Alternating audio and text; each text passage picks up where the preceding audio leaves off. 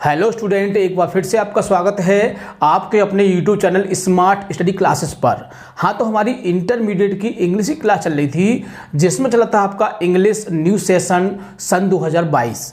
यानी कि सन 2022 में इंग्लिश ग्रामर का जो सिलेबस हम पढ़ा रहे हैं तो उसके बारे में डिस्कस कर रहे हैं। तो देखो, इसके वैसे मुख्य रूप से इसके 4 टॉपिक होते हैं, जिसमें पहला होता है डायरेक्ट इनडायरेक्ट, दूसरा होता है सेंटेंसेस, तीसरा ट्रांसफॉर्मेशन और चौथा होता है आपका सिंटैक्स। तो इस समय सबसे पहले चल रहा है आपका डायरेक्ट इनडायरेक्ट। तो देखो, डायरेक्ट इनडायरेक्ट के हमारे 6 पॉइंट होते हैं, जिसमें पहला होता है हमारा सबसे पहले असर्टिव, फिर इंट्रोगेटिव, फिर इंपरेटिव, फिर आपका एक्सक्लेमेंट्री और ऑप्टेटिव, और इसके बाद छठा होता है आपका डायलॉग वाला। तो अब तक जितने भी टॉपिक थे हम आपके क्लियर करा चुके हैं। यानी कि जो छठा टॉपिक था आपका डायलॉग वाला, उसको भी हमने समाप्त करा दिया है। और आज की वीडियो में हम उसकी जो एक्सरसाइज है उसको डिस्कस करेंगे, क्योंकि जब तक एक्सरसाइज नहीं किया जाता है तब तक टॉपिक क्लियर नहीं होता है, मेरा ऐसा मानना है। इसीलिए मैं टॉपिक क्लियर होने के बाद उसकी एक्सरसाइज कराता हूं ताकि वह टॉपिक अच्छी तरह से क्लियर हो सके। इसके बाद अब आपका ये डायरेक्ट इनडायरेक्ट का जो भी हर टॉपिक क्लियर हो चुका है, और अब हम इसकी एक मिक्स एक्सरसाइज कराएंगे। कैसे कराएंगे? मिक्स, क्योंकि अब तक हमने जो इसकी एक्सरसाइज कराई थी वो हमने आपकी 1 बाई 1 कराई थी। जैसे कि असर्टिव को हमने क्लियर किया, असर्टिव की एक्सरसाइज करा दी, फिर हमने इंट्रोगेटिव को किया, इंट्रोगेटिव की करा दी। लेकिन अब जो हम एक्सरसाइज कराएंगे आपको, उसमें हमारे जितने भी आपके 5 या 6 टॉपिक हैं, सारे टॉपिक आपके दिए जाएंगे ताकि आपको हर टॉपिक की जानकारी हो सके, हर टॉपिक अच्छी तरह समझ में आ सके। इसलिए जो इसके बाद जो एक्सरसाइज होगी उसमें आपके हर टॉपिक के सेंटेंस दिए जाएंगे और आपको बताया जाएगा कि किस तरह से इसको आप बहुत ही आसानी से इनडायरेक्ट में चेंज कर सकते हैं। तो बिल्कुल भी परेशान नहीं होना है।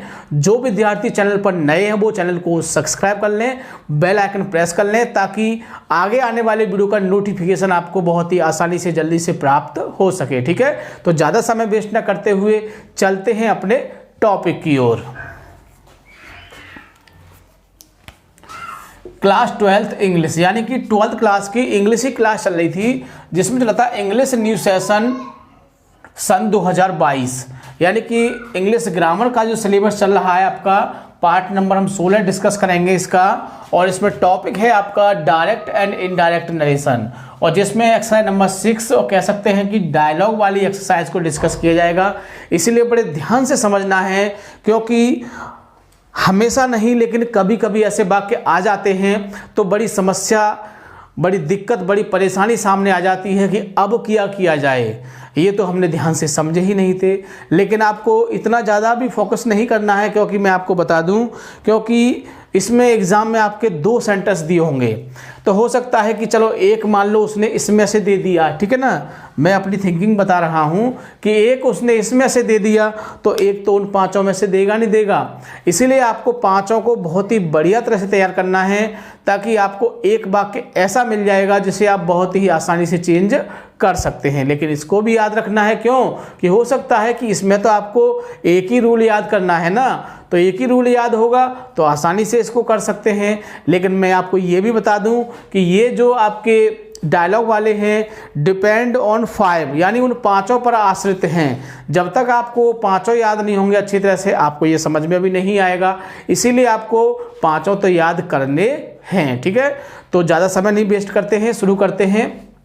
तो देखो, केवल हमने 3 सेंटेंस दिए, मैं आपको बता दूं, क्योंकि इसमें ज़्यादा सेंटेंस नहीं आएंगे, और इन 3 सेंटेंस के माध्यम से हमारे सारे सेंटेंस डिस्कस हो जाएंगे। बाकी हमने जो इसकी एक्सरसाइज, जो आपकी जो इसके रूल्स बताए थे, उसमें भी हमने इसके एग्जाम्पल बताए थे आपको। ठीक है, तो देखो, सबसे पहला वाक्य देख लेते हैं इसमें क्या है। तो मैंने आपको बताया था सबसे पहले पहचानना बहुत ही ज़रूरी है। तो देखिए, the teacher said to Ramesh, यानी कि अध्यापक ने रमेश से कहा, did you go to factory, यानी कि क्या तुम फैक्ट्री जाओगे, यस्टरडे मीन्स कल, क्या तुम कल फैक्ट्री गए थे, सॉरी पास्ट में है, क्या तुम कल फैक्ट्री गए थे। रमेश सेड, रमेश ने कहा, नो सर, नहीं सर मैं फैक्ट्री नहीं गया था। तो ये डायलॉग वाला है। अब देखो, इसमें तो हमें कुछ नहीं दिखाई दे रहा। जैसे वाक्य आपने पढ़े होंगे इंट्रोगेटिव की, ये डिड से शुरू हो रहा है तो इंट्रोगेटिव हो गया, पहचान लिया। अब हम सेड के स्थान पर आस्क्ड लगाएंगे, कॉमा हटा के इफ या बदल लगाएंगे, बाकी को बदल लेंगे, शब्दों को बदल देंगे, टेंस को बदल देंगे। इतना तो यहाँ तक हो ही जाएगा, इतने में आपको कोई दिक्कत नहीं आएगी। ठीक है, जैसे मैं बनाता हूँ आपको, तो द टीचर, सेड की जगह आस्क्ड लगाते हैं, रमेश, कॉमा हटा के इफ या बदल लगाते हैं, वाक्य को सीधा करेंगे, यू इधर आ जाएगा, डिड बन जाएगा, यू को रमेश से बदलेंगे तो ही हो गया। और डिड यानी कि पास्ट इंडेफिनिट होता है और पास्ट इंडेफिनिट को पास्ट परफेक्ट में पहुंचा देते हैं। अगर आपको ऐसे नहीं याद है तो वैसे कह सकते हैं कि डिड को हम हैड प्लस वर्ब की थर्ड फॉर्म में बदलते हैं। किस में बदलते हैं? हैड प्लस वर्ब की थर्ड फॉर्म में। तो हैड आ जाएगा और थर्ड फॉर्म हो जाएगी आपकी गॉन। तो हैड गॉन टू फैक्ट्री, और यस्टरडे को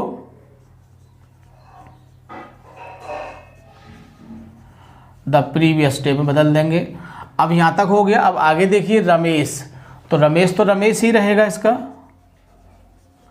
अब सेड के स्थान पर देखो यहां नो और सर दो चीज दी हुई हैं, तो नो शब्द आए तो हम रिप्लाइड का प्रयोग करते हैं। किसका प्रयोग करते हैं? रिप्लाइड।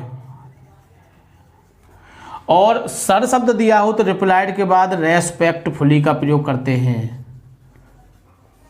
या हम एक शब्द और है जिसको लगा सकते हैं विद रेस्पेक्ट। मैंने आपको दोनों ही शब्द बता दिए हैं, या तो रेस्पेक्टफुली लगाइए या विद रेस्पेक्ट लगाइए। ठीक है, और नो के स्थान पर हम रेस्पेक्टफुली आ गया। अब कॉमा हटा के क्या लगाते हैं? दैट लगाते हैं, ये तो आपको पता ही होगा। और नो के स्थान पर हम ही हैड नॉट का प्रयोग करते हैं। किसका प्रयोग करते हैं? He had not.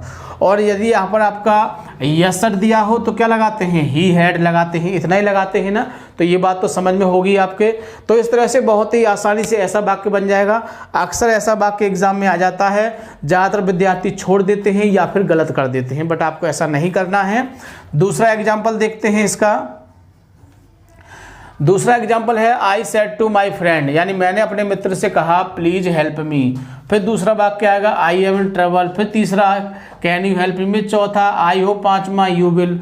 बहुत सारे वाक्य दिए हैं, तो इसके लिए हमने आपको एक नियम बताया था। छोटी सी बात याद रखनी है, एक बार फिर मैं उसको रिवाइज कर देता हूँ बात को। यानी कि जब आरबी एक सिंगल दी हो, यानी आरबी सिंगल सेंटेंस हो और आरएस में बहुत सारे वाक्य दिए हों, मेरी बात को ध्यान से समझना कि आरएस में बहुत सारे वाक्य दिए हों, तो ऐसी कंडीशन में हम देखते हैं कि जो सेंटेंस दिए हैं यदि वो एक ही प्रकार के सेंटेंस हैं, मान लीजिए सारे सेंटेंस असर्टिव हैं, तो हमें उसमें कुछ नहीं करना है। उन वाक्यों को एंड, बट या किसी और कंजक्शन से भाव के अनुसार उनको जोड़ना है। जो बदलाव हो बदलाव करते जाना है, बस इतना याद रखना है। दूसरी बात, यदि वो सेंटेंस आपके अलग अलग प्रकार के हैं, जैसे पहला इम्परेटिव आ गया, फिर इंट्रोगेटिव आ गया, फिर असर्टिव आ गया, फिर एक्सक्लेमेटरी, फिर असर्टिव, फिर इंट्रोगेटिव, इस तरह से जब सेंटेंस चेंज हो के आते जाते हैं तो उस कंडीशन में हम उस आरबी का प्रयोग प्रत्येक वाक्य के साथ बार बार उसी रूप में करेंगे जिस रूप में वो हमारा सेंटेंस है। ठीक है, तो देखो बनाते हैं इसको हम।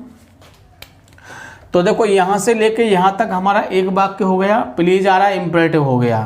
तो बनाते हैं आई सेड की जगह क्या लगाएंगे? रिक्वेस्टेड, क्योंकि प्लीज जब आ जाए तो रिक्वेस्टेड का प्रयोग करते हैं। माई फ्रेंड, कॉमा हटा के टू लगाते हैं, प्लीज को हटा देंगे, हेल्प और मी को बदलेंगे हम आई से, तो मी ही रहेगा। ठीक, आगे अब दूसरा वाक्य देखो, ये यहाँ तक हो गया। अब वाक्य बन गया आपका I said to my friend I am in trouble, ये दूसरा हो गया। अभी हमारा इम्परेटिव था, अब असर्टिव आ गया, तो सेंटेंस चेंज हो गया। जब सेंटेंस चेंज हुआ है तो आरबी का प्रयोग दोबारा होगा, तो करेंगे यहाँ पर आई, बाकी के हिसाब से यहाँ पर आपका टोल्ड आ जाएगा। आई टोल्ड माई फ्रेंड, क्योंकि ये असर्टिव है, असर्टिव में टोल्ड लगाते हैं। आई को बदलेंगे आई से, तो आई ही रहेगा, कॉमा हटा के क्या लगा देंगे? डेट आई रहेगा। इज आर एम को क्या कर देते हैं? वाज वर्ब में बदल दे, इन ट्रबल। ठीक, एक बार फिर बता देता हूँ, समझ में नहीं आया हो तो देखो I requested my friend to help me, यहाँ तक एक बन गया। दूसरा वाक्य देखो हमने था ना आरबी का प्रयोग दोबारा करेंगे क्योंकि ये वाक्य हमारा असर्टिव ही आ गया है दोबारा। ये यहाँ इंपरेटिव था, फिर असर्टिव चेंज हो गया ना, हो गया सेंटेंस। मैंने यही बताया था कि सेंटेंस यदि चेंज हो जाता है तो फिर हम आरबी का प्रयोग दोबारा करेंगे। अगर सेंटेंस चेंज नहीं होता है, सेम सेंटेंस रहता है, तो कोई बात ही नहीं है, फिर उसको जैसे के तैसे बनाते जाएंगे। तो सेंटेंस चेंज हुआ, असर्टिव है, बनाना शुरू करेंगे। तो आई वाज इन ट्रबल, यहाँ तक होगा कंप्लीट। अब तीसरा देखते हैं, ये असर्टिव था, ये इंट्रोगेटिव आ गया, अलग हो गया। ठीक, अलग हो गया है तो आई का इसका प्रयोग करेंगे तो होगा आई। यू के हिसाब, ये इंट्रोगेटिव है और इंट्रोगेटिव में सैड के स्थान पर क्या लगाते हैं, आस्क्ड लगाते हैं। मेरी बात को ध्यान से समझना, आस्क्ड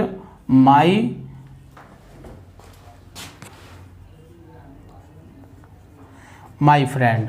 अब इंट्रोगेटिव में कॉमा हटा क्या लगाते हैं, इफ लगाते हैं। सीधा करेंगे सेंटेंस को, यू इधर आ जाएगा, कैन तो यू को बदलेंगे किसके अनुसार, फ्रेंड के अनुसार, तो ही हो जाएगा। कैन को कोड हो जाता है, ये तो आपको पता होगा। ठीक, हेल्प मी का मी रहेगा क्योंकि आई से चेंज होगा। आगे फिर देखो असर्टिव आ गया, फिर दोबारा लेंगे इसको, I told my friend that.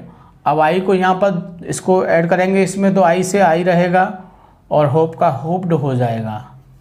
अब देखो इसमें सेम सेंटेंस आया, ये भी असर्टिव ये भी असर्टिव, तो क्या करेंगे, कुछ नहीं होगा, एंड लगाएंगे और यू को बदलेंगे तो ही हो जाएगा और विल का वुड हो जाएगा। बताओ कोई दिक्कत।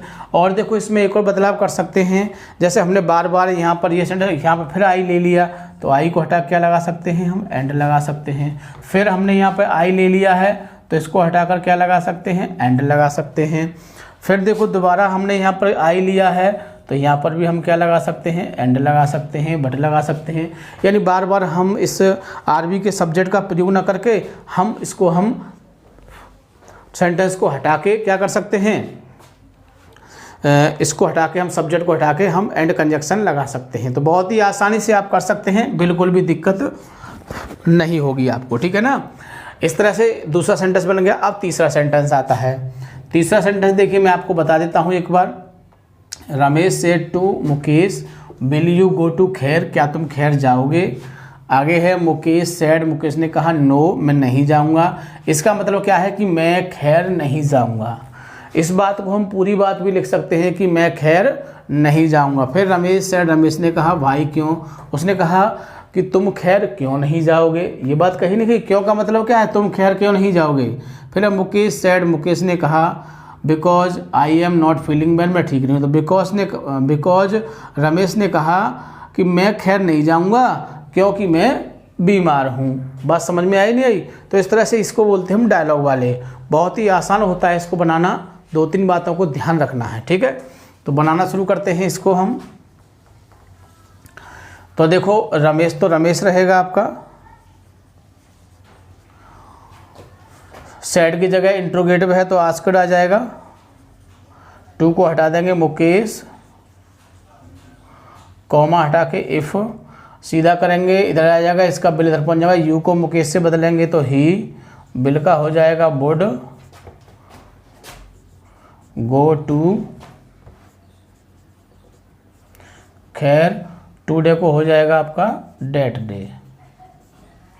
अब ये नहीं कि सेंटेंस हमारा यहाँ पर होता है तो इसको यहीं शुरू करेंगे, इसको हम वहीं से शुरू कर देंगे। तो फिर क्या है, मुकेश सेड।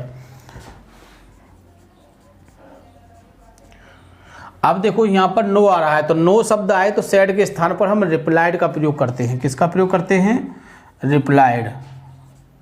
रिप्लाइड। अब इसमें देखो ऑब्जेक्ट नहीं है लेकिन हमारा यहाँ पर मुकेश दिया होता है ऑब्जेक्ट, तो इस बेस पर हम यहाँ हिम का प्रयोग कर सकते हैं।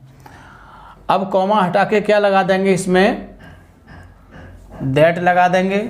और हमने बताया था नो के स्थान पर हम ही हैड नॉट लगाते हैं, ही हैड नॉट। यदि आप चाहो तो पहले वाक्य का प्रयोग कर सकते हो, यानी कि ही हैड नॉट है तो he would not go to खैर टुडे डेट डे, इसको भी हम लगा सकते हैं। ठीक है, मेरी बात समझ गए होंगे आप। इसके बाद अब ये सेंटेंस अगला आता है, भाई वाले सेंटेंस को जोड़ते हैं तो उससे पहले हम देन लगाते हैं। क्या लगाते हैं? देन। देन के बाद रमेश आ जाएगा आपका, सैड आ गया, इंट्रोगेटिव है तो क्या लगाएंगे? आस्क्ड लगा देंगे, ऑब्जेक्ट अपनी तरफ से हिम मान लेंगे, कॉमा हटा के कुछ नहीं लगाएंगे, भाई लगाएंगे। तो मैं भाई तुम खैर क्यों नहीं जाओगे, तो वही सेंटेंस ले लेंगे हम, क्या है? ही हैड नॉट, या फिर कौन सा सेंटेंस लोगे? पहले वाक्य को ले सकते हैं कि he would not go to खैर, इस तरह से भी लिख सकते हैं, ठीक है। अब अगला वाक्य आएगा, यहाँ तक हो गया आपका। फिर ये मुकेश सैड, फिर मुकेश ने कहा सैड। अब देखो ये कौन सा वाला वाक्य? बिकॉज वाला। बिकॉज वाले वाक्य में क्या करते हैं? सैड के स्थान पर इन्फॉर्म्ड लगाते हैं। क्या लगाते हैं? इन्फॉर्म्ड। तो मुकेश इन्फॉर्म्ड हिम लगा देंगे, कॉमा हटा के डेट लगा देंगे इसमें, और फिर वही वाक्य आ जाएगा आपका, ही हैड नॉट, या फिर पहले वाक्य का प्रयोग करेंगे, इसको लगा दें he would not go to खैर, यहाँ लगा देंगे हम, और फिर बिकॉज वाले वाक्य को इसमें जोड़ देंगे। बिकॉज आई को बदलेंगे मुकेश से तो ही हो जाएगा, इज़ार एम को तो वाज पर कर देते हैं, ही वाज नॉट